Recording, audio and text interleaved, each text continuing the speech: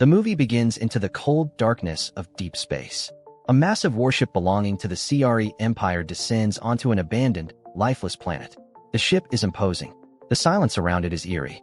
And the moment its doors open, we're introduced to Darben, a towering, battle-hardened CRE warrior who walks with the kind of confidence that tells you immediately, this woman is not here to negotiate. Darben and her team are on a mission. They're hunting a pair of ancient cosmic artifacts called the quantum bands. These aren't just fancy jewelry. These are relics tied to the very architecture of the universe, capable of manipulating jump points, cosmic wormholes that allow instant travel across galaxies. After digging deep beneath the planet's surface, they crack open an ancient sealed container. Darben raises her legendary warhammer and shatters it open. Inside, she finds one of the quantum bands. She slides it onto her wrist. But the victory is incomplete. The second band is missing. She turns to her calm, calculating advisor Tyrone and demands answers. And his response? Chillingly simple. We'll find it if it exists. It must be buried somewhere else. Here's the thing that makes this terrifying. Darben isn't just a villain collecting weapons for fun. She's desperate. And desperate people with cosmic power? That's a combination that can unravel entire worlds. Meanwhile, back on Earth, we meet Kamala Khan, a teenage girl sitting in her bedroom on Earth, sketching comic panels. Her walls? Absolutely covered in artwork, posters, and fan illustrations of one person, Captain Marvel. Kamala has even given herself a superhero named Miss Marvel in honor of her idol. She dreams of the day she'll finally meet Captain Marvel face to face. Because suddenly, the glowing bangle on Kamala's wrist, a family heirloom passed down from her great-grandmother Aisha, starts pulsing with intense bright cosmic energy. Kamala barely has a second to react before she's ripped out of her own bedroom and vanishes into thin air. She doesn't know it yet, but that bracelet she's worn her whole life? It's the second quantum band, the one Darben has been hunting, and it just activated. Next, we see Captain Marvel herself, Carol Danvers. She's been living in space for years. Just her and her alien cat, Goose, drifting through the cosmos. Carol sits inside her spaceship replaying old memories through a special device, revisiting her origin, her victories, the lives she's saved. Her reflection is interrupted by an urgent call from Nick Fury. A massive energy surge has disrupted the entire jump point network. The source has been traced to a planet called MB418. Fury also mentions that Monica Rambeau, the daughter of Carol's oldest and closest friend, is already investigating the same anomaly. The moment Carol hears Monica's name, something shifts in her expression. She knows she left Earth behind. She knows she left Monica behind. And she has no idea that little girl she once knew has grown up and developed superpowers of her own. Here's where the film kicks into its most fascinating concept. Monica aboard a space station with her team, working to stabilize the unstable jump point energy leaking from the anomaly. Carol arrives on planet MB418 to investigate from the surface. They're both connected through a live call with Fury, but they barely speak to each other. The tension between them is thick and unspoken.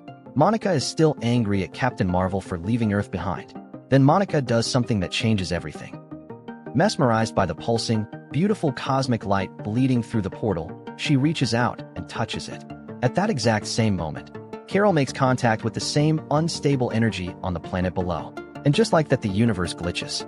Carol teleports into Kamala's bedroom. Kamala teleports into outer space in Monica's suit. Monica lands on planet MB418 where Carol was standing. All three of them, in completely different locations, swapped in an instant.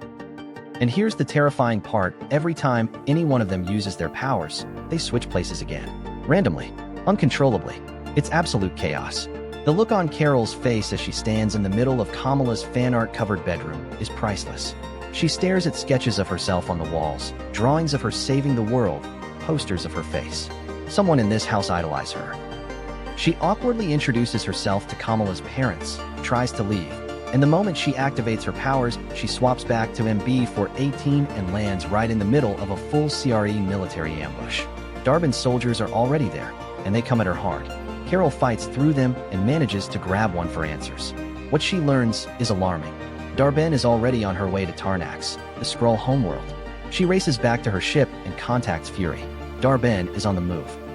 Tarnax is the target. Meanwhile, aboard Fury's space station, Monica and Fury are trying to understand how Kamala somehow teleported into space because she was never supposed to have teleportation power. Kamala returns home to chaos, her parents telling her, completely deadpan, that Captain Marvel was literally standing in her kitchen. Kamala's reaction? Pure, unfiltered meltdown energy. This girl has been drawing comics about meeting her hero her whole life, and it just happened in the most bizarre way possible. Carol arrives near Tarnax to find Darben's warship already in orbit. She cloaks her ship to become invisible and sneaks aboard the CRE vessel, but Darben is already on the planet's surface, making her move.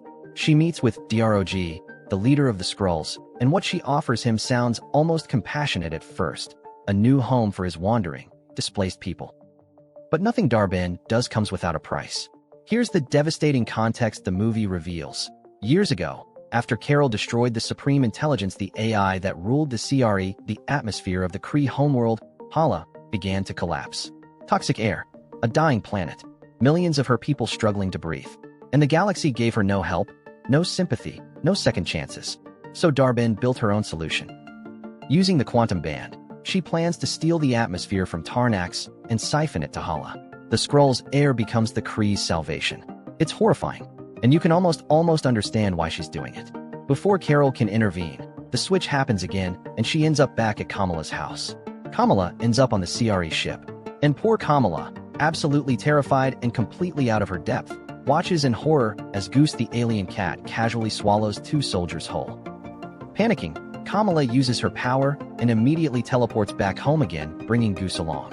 Kamala completely freaking out, AMD her parent confused. Suddenly Goose spits the soldiers back out alive in the middle of the living room. The resulting fight is both hilarious and completely insane. After a switching, teleporting, dimension-hopping battle across multiple locations, the 3 heroes finally manage to stabilize. But Tarnax is gone. The atmosphere has been stripped. Countless Skrulls died. Valkyrie steps in to give the survivors refuge in New Asgard, but the loss is irreversible. And now everyone knows, Darben will not stop. Now, for one of the most unexpectedly delightful scenes in the entire movie, and also one that reveals something very interesting about Carol. The 3 heroes head to Aladna, a water-rich planet they believe is Darben's next target. As they approach, Carol awkwardly clears her throat and admits, "I'm kind of popular here." When they step off the ship, the entire population bursts in a song to welcome them. Kamala and Monica stare, completely bewildered. And then Carol drops the real revelation: she's technically married to Prince Yin of Aladna. It was political, a contract, a way to help him maintain power. But still, Carol Danvers has a royal husband on a singing planet. Kamala's reaction is everything. But there's no time to enjoy the absurdity because Darben's fleet arrives. A massive battle erupts. Darben storms the planet and demands surrender. Prince Yin refuses. Carol, Monica, and Kamala fight with everything they have, and their switching power, which was once a liability, starts to become a genuine tactical weapon. They've been training. They've been coordinating. And watching them fight together in perfect syncopation is genuinely stunning. But Darben surprises them. She absorbs Carol's energy blast through the quantum band and fires it right back at her. And when she spots Kamala's bangle and realizes what it is, the second quantum band, the whole game changes. She opens a jump point and starts draining Aladna's ocean, the entire planet losing all its water.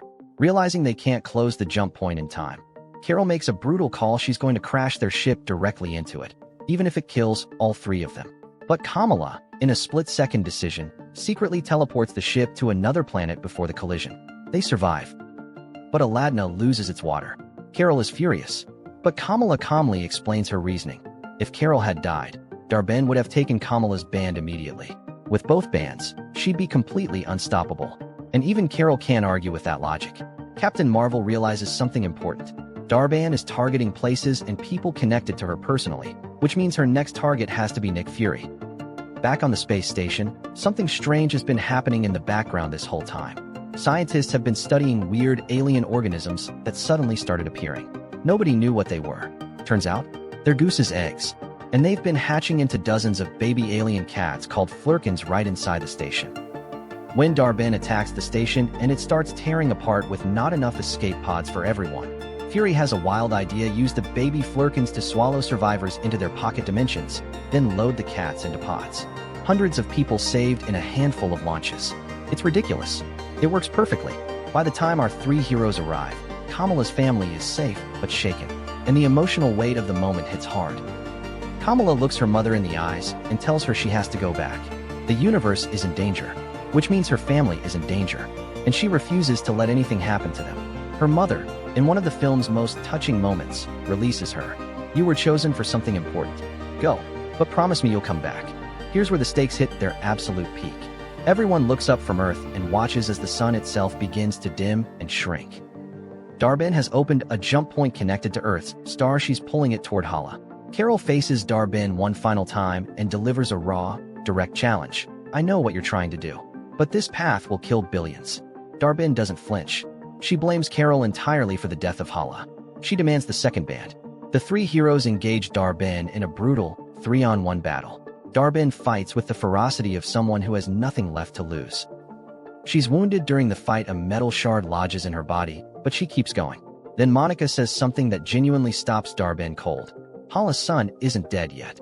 Carol can reignite it. Captain Marvel hesitates. She has never done anything like that before. But Monica reminds her, none of us had done any of this before either. "You can do it." The silence that follows is devastating. Dar-Benn has been fighting this entire time under the belief that her world was beyond saving, that stealing from others was the only way. And now she's hearing that there might have been another path all along. Captain Marvel then removes the massive rock trapping Dar-Benn. Dar-Benn grabs Kamala as a hostage, using her Warhammer's energy to overwhelm her, and steals both quantum bands. With both bands on her wrists, she tries to channel their full combined power. Monica screams at her to stop. The energy is too much. And just as Carol attacks to break her grip, the overload detonates. The band's power tears Dar-Benn apart. She's gone. The jump point begins collapsing violently. In the chaos following Dar-Benn's destruction, Monica notices something chilling. The collapsing jump point hasn't closed cleanly. It's left a tear in space-time itself, a rift bleeding energy from another dimension into their universe. If it stays open, the consequences are unthinkable. Monica works out the math quickly. To seal it, someone needs to enter the rift from the inside, absorbing the energy as they go. Carol immediately says no. Monica immediately says yes. They don't have time to argue. Kamala, now wearing both quantum bands, and Carol channel everything they have into Monica. The energy transforms her. She becomes radiant, almost blinding. And then, with a calm that breaks your heart, Monica looks at them both and flies directly into the rift. Carol chases after her, desperate to pull her back. But Monica's voice comes through one final time. "If I leave now, the hole stays open." Captain Marvel realizes the truth. If Monica seals the rift completely, she will be trapped forever in another dimension. Captain Marvel desperately tries to save her. The rift seals. Monica disappears. The sun returns. The crisis ends. But one of them is gone. In the aftermath, Kamala returns home alone. Her mother immediately looks past her and asks where the others are. Kamala tells her, Monica is lost somewhere beyond a dimensional portal. Carol has gone to Hala. And true to her word, Carol arrives on Hala and does what Monica said she could. She reignites their sun. The people of Hala remove their breathing masks for the first time in years. Some of them weep. Some stand in silence. The planet their leader destroyed everything to save Carol saves it in a single act of grace. When Carol returns to Earth, something shifts in her. She starts spending real time with Kamala and her family. Laughing, being present, acting like someone who lives somewhere instead of someone who just passes through. And then Kamala has an idea. She decides they should build a new superhero team. Next we see Kate Bishop walk into her apartment, and Kamala is already there, waiting for her. She's building a team, and she wants Kate on it. Kate smiles and agrees. And just when you thought the story was over, Monica wakes up in a hospital bed. The room is unfamiliar, and sitting beside her is her mother who, as far as we know, should be dead. Monica is overwhelmed, emotional, confused. Then the door opens and in walks Beast, a member of the X-Men. Monica looks around with dawning, terrifying realization. The woman next to her isn't her mother. She's binary, an alternate version. Because Monica didn't just seal a rift, she fell through one. She's landed in an entirely different universe. The X-Men's universe. The screen cuts to black, and the Marvel Cinematic Universe just quietly opened a door to something enormous. If you enjoyed this recap, drop a comment and let me know what you think, and don't forget to like, share, and click on the subscribe button so you won't miss more movie recap just like this one. See you in the next one.